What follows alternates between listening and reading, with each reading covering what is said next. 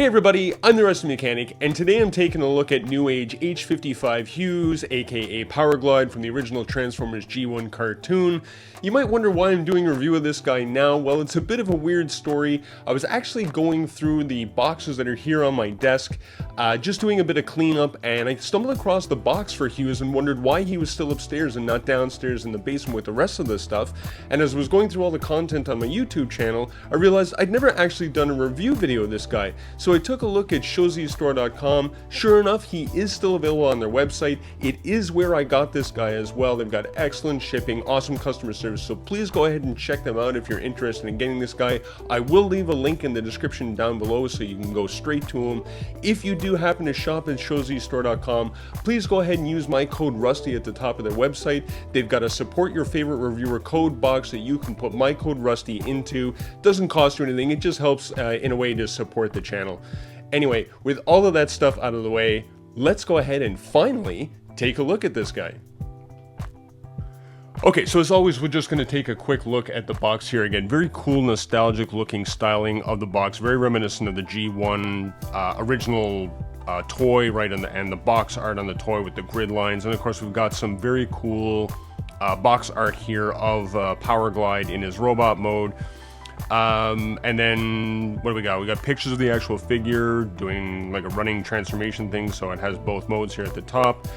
Some more pictures of the figure on the side, and then so this is very cool. I like this picture very, very much. I'm sure this speaks to the kid in all of us from way back. This is of course in the episode of The Girl Who Loved Powerglide, and you know, it's again using the actual figure from Newage to recreate this scene from that particular episode of the cartoon. Love to know where this figure is coming from. It doesn't look like it looks like it might be an actual figure or something. Maybe they stole a Fans Toys accessory or something. Anyway, this put a smile on my face when I saw it on the back of the box. And anyway, that's enough of the box. Which end of this did I open? There we go. All right, let's take a look inside the box. Not a whole bunch in the box. Of course, we get a set of accessories. And he does come with a flight stand, which I'll go over when I go over the accessories. Afterwards, we get him in his plane mode, and then we can see how the flight stand actually works. Standard bubble packaging. So that, I mean, these are his accessories. Obviously, they come in a little plastic bag that I've already cut open and stuff. And the figure does of course come in a plastic bag as always. So let's just go ahead and take him out. I don't want to dump the accessories, so take him out and take a quick look. Okay, his feet aren't set right. Anyway, we'll take a quick look at him, get him to stand up. I'll just show you that he does actually stand up. There we go. So let's take a quick close look here. It's very cool. Face sculpt, obviously. He's got the full face mask, like just out of the cartoon. Does have blue eyes, blue chrome eyes, and a white painted face. So the entire faceplate and that is painted. Little white dot above the head there. I'm pretty sure that's reminiscent of the cartoon. It's not the gun for the plane mode, so I'm not sure what that is. Anyway, we'll back it out a bit. The figure is completely painted from top to bottom. The grays are painted. The red is a nice high gloss. It is completely painted. There's even some details here in the pelvic area. All right, some yellow, blue details. Again, straight out of the cartoon. He does have those details in the from the cartoon as well. Can't remember if they were on the toy or not, but anyway, very, very good looking figure. Very clean up front. There is a bit of paneling going on around the arms and of course the legs as well. The legs are a bit of a mess, admittedly, to get these to transform into the rear wings, and the jet, the A-10 tank killer Warthog, whatever name you want to give his alt mode, right, in real life is a very odd looking plane, right? So getting this figure, right, to be cartoon accurate as well as being able to transform into that sort of odd looking military plane jet fighter is difficult in any way, shape, or form. I think they did an okay job given what this thing has to transform into and the transformation engineering that had to go into this. It's still going to look good on your shelf, right? If you put this on your shelf with the rest of your Newage figures, it is going to look good. Sorry, I'm having trouble with it on this mat. There we go. But that is going to look good on your shelf regardless of all the stuff that might be going on down here. Let's take a look at the articulation. So his face is built into the nose cone of the head, so we're not getting a whole bunch of articulation in the head. It will rotate 360 degrees around, but it does not have any type of head tilt because it is sitting on top of the body. Sorry, one feature I did want to show before we continue with the articulation. So you can actually lift up his chest plate here. You can open up his chest plate. He does have a heart-shaped peg underneath his chest for that episode of The Girl Who Loves Powerglide, right? Because at the end of that episode, we see that Powerglide actually does have a heart in his chest, which is a bit of an odd thing to show for a Transformer, but anyway, it is what it is, and they added that in there, which is kind of neat. And not to worry, they didn't just add that in just for the sake of adding a feature. Moving the chest plate away is actually part of the transformation, so they just sort of tucked it in there as part of that. Anyway, back to the articulation. So his arms do go out 90 degrees. They do rotate at the shoulder 360. It's kind of on a universal pivot joint. He does have an elbow bend over 90 degrees, which is nice to see. His hands are on pegs, which is interesting because, and I don't know if maybe there's alternate hands that came with the alternate, moldings of this from Newage, but his hands are actually on a peg, which means you can remove them, but he didn't come in with any alternate hands as an accessory, so I don't know why that is the way it is. But anyway, you can obviously rotate his, at the wrist. There is also a bicep swivel. There is, so as you may have noticed as I'm maneuvering him with the articulation, he does have a waist swivel, and he does have an ab crunch, which you can manipulate. Let's get this arm out of the way. Which you can manipulate a whole bunch. There's a double pivot that's going on in there. Again, it's part of the transformation. So you actually get you can actually bend it backwards like he's breaking his back. But because of it, it will move around on you a whole bunch. Like, it's a bit loose. So just something to be aware of if you're thinking about getting this guy. Let's move on down to the legs. So the legs do go out 90 degrees. They do go forward 90 degrees. They go backwards 90 degrees. If I can... He's a little difficult to... Oh, sorry, they don't go back 90 degrees, right? And his leg is broken away on me here, so just give me a sec. There we go. It doesn't go back 90 degrees because the hip actually bumps against the bottom of the top half of the figure, so it actually only goes back about 45 degrees. And you end up exposing the waist as you're playing around with it as well. Again, he's a little fiddly in around the waist area here. Give me one sec. There we go. What else? Okay, so we have a knee bend that is 90 degrees. We do have a thigh rotation. We also have a knee rotation, but that is as part of the transformation. There is an ankle rocker in a whole bunch. There is no ankle rocker out, and there is a toe tilt. Give me a sec. There's a toe tilt forward. His heel doesn't move with the toe, so you're just moving the bottom part of the front of his foot forward. So he does have all of that articulation going for him. Again, a little fiddly with the articulation, given the way that he transforms, but lots of articulation nonetheless. No problem with posability. Again, really good engineering by Newage to get all this articulation into a figure of this size. Let's go ahead and move into the transformation. So I'll switch to overhead. Okay, so we're gonna start with the arms here. So just move the arm out. You actually want to take this forearm piece, and it actually rotates all the way around 180 degrees so that his hand and his forearm is now upside down. We'll do the same thing on the other side. Then put the arms back into their original up and down position, and you're just going to fold basically at the elbow, you're just going to fold the arms all the way up, so you're collapsing his forearms into his biceps. And then we'll rotate the whole thing up. There's a tab now on the inside of his forearm, or what was his forearm, and it tabs into this slot in his wing. So these will form the missile pylons, basically, underneath his wings. And that gets those out of the way. So we'll move down into the legs.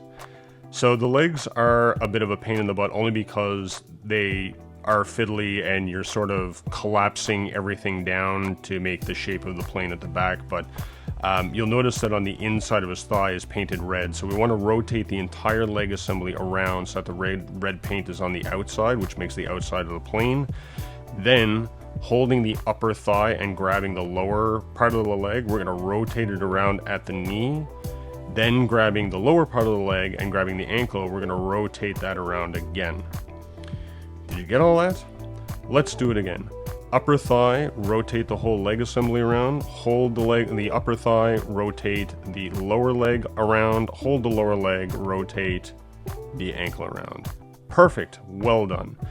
Moving on to the feet, so we're going to basically fold out the feet. So we're going to rotate this part all the way around, and we can then take the front part and fold it 90 degrees so it's flat. We'll take his heel, we'll collapse that down as well, and then we're going to take this part of the wing, flip it over 180 degrees, so now you have the back part of the wing of the plane.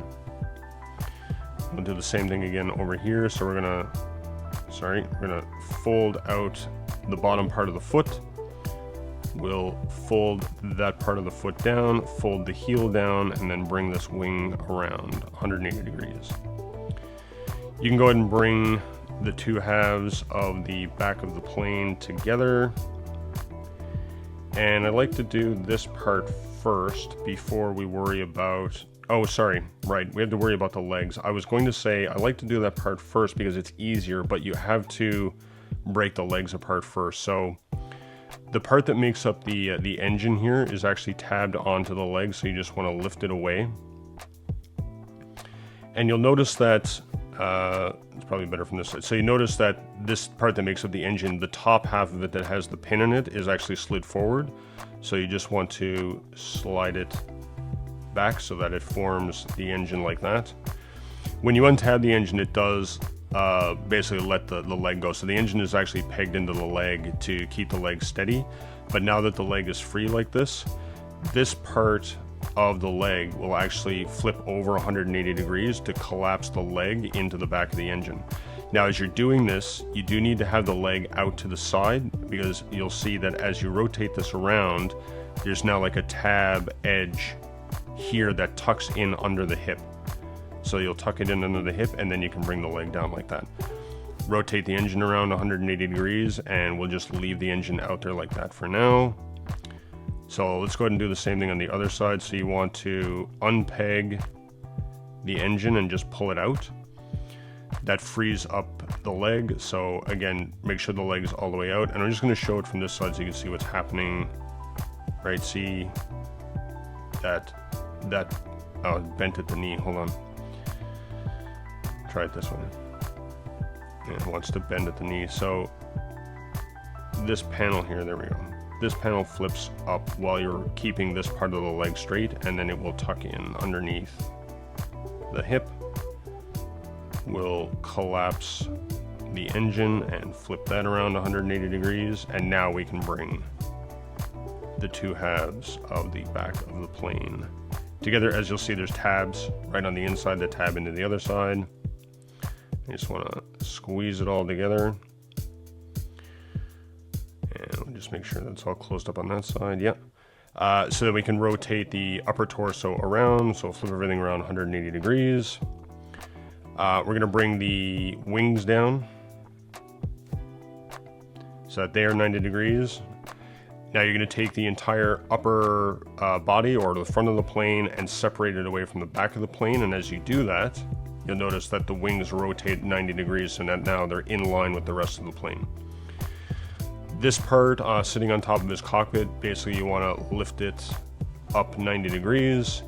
You're going to flip these two tabs 90 degrees so that these two pegs are now facing down, and those two pegs will go into the two holes here to make up the middle of the fuselage. We'll just keep working that, and then you can bring the body up, and you'll see that the part that makes up the blue and yellow area, that's the middle of this pelvic, it actually slides into that slot that's right there. So it just pegs in like that to make up the body. Straighten out the wings. So the back part of his cockpit is actually folded down inside, so you just want to bring it up so that it's in line with the cockpit. We'll flip him over on the other side. So this is where I was saying is his chest plate that opens, which has the heart symbol in there. You just want to flip it up 90 degrees and then bring it down to the middle of the fuselage of the plane, and there's a tab here that goes into that slot. So we're just gonna squeeze those together, and that's just to help lock the entire plane down together. And using the machine gun that's in his nose cone, you can put your thumb on that and just flip his head out. We'll rotate his faceplate around 180 degrees, flip it back in, and there you go. So decent representation of, again, an A-10 Warthog tank killer. This thing has a number of different variation names by the U.S. military. Anyway, it looks like an A-10, right? Like it looks like that type of jet fighter aircraft from the U.S. military. The only problem though is there's a lot of stuff that's going on here, right? Like it's not great, unfortunately. Again, if you put that on your shelf like this, I don't think you're gonna have a huge issue with it sitting on your shelf like this, but there is a lot going on here. Like there's a lot of line paneling in the legs from that transformation, right? There's lots of hinge areas, hinge area for the engines, hinge areas in the wings, right? These two big pivot or rivets, if you will, right in the center of the wings are just they're so big. All these lines around the cockpit, this hinge point in the middle of the fuselage, right? There's just so much. It's just not clean, unfortunately. It looks okay, but it's not great, unfortunately. But they did try. Like I said, like there's some decent effort. Oh, and the forms collapsing into these missile pylons, like they're so big, you know. There's a lot of things that are distracting about this mode, but they did try. Like, I mean, they've got details in there. Like they've got a cockpit with clear plastic glass all around, right? They've got the gun in the nose cone. They've got the jet engines. They've even got, you know, from the front, right? When you're looking from the front, they've actually got black painted jet engine fins for the engine, right? Again, and they're painted black. And everything on this is painted as well, right? So again, everything we saw in robot mode that was painted, there's nothing on here that's not painted either. So good effort by Newage, but I mean, this is not great by any means, unfortunately. Let's go ahead and take a look at the flight stand. It is a standard Newage flight stand, so if you have anything that I'm actually going to flip to the overhead just for this. If you have any Newage figures at all that came with a flight stand, like Swoop from the Dinobots, this is no different. So it does have a base with several holes in it, and the Newage logo, right? So you can position this. This is the peg for the base of the stand itself, or the arm, right? You can stick it in this. You can put it in the middle. These other two are too small. They're obviously from other flight stand arms or whatever, but the base is a standard Newage flight stand. And the arm, similar thing. So it has various points of articulation, right? All well over 180 degrees on all of them. The peg on the end of this is a little different from other ones. Like the one that came with Swoop was just a single peg that stuck out. This one is actually an opening in the middle, right? So it's actually a slot. So there's a peg on the bottom of his robot mode, or his alt mode, sorry, right there, that just goes right into the top of the arm, right? And then just go ahead and put the arm in first, because that is typically easier. And of course I would pop it off. There we go. And just so we can play around with it a bit. And then we'll put the right. So, oh wow, I'm having a hard time with this arm today. Interesting. Anyway, there you go. Right, so I actually folded the engines up while I was manipulating them. There we go. Right, so there you go. So that's I like those types of accessories, right, where you can, like, if it's a plane, right, nice to give us a flight stand that we can actually display it up in the air. Can help with some space, maybe, on your shelf, although the circumference of this base is a bit big. But you obviously could put them in alt mode above any of the Autobots that are on the ground, or if you want to create an attack scene. So it's nice. It's cool. And I'm just going to go ahead and just pause the video for a sec, and I'm just going to transform him back to robot mode, and we can take a look at the accessories for his robot mode. Okay, and we're back with the accessories. There are only 2 other accessories that he comes with, and we'll get to the more iconic one last, because I think that's close. Take a quick look at the his pistol. Again, I'm always impressed with Newage's ability to put so much detail into weapons that are so small, right? Like, there, again, line details in the barrels, around the barrel, along the length of the barrel. Looks like a flash suppressor almost, right? Like on a real gun, but anyway. Something that looks like it might be a clip up front here with some line details, some ridge details along the top of the gun, details in the barrel back here. You know, something that almost looks like a trigger. Like, there's just really good work on the details in these accessories that are this size. And of course, it is just a, you know, he's got a fixed hand. There's no articulation in his hand, so his pistol just fits into his hand, a peg into a hole as normal, and he ends up looking like that. Right, so again, very cool.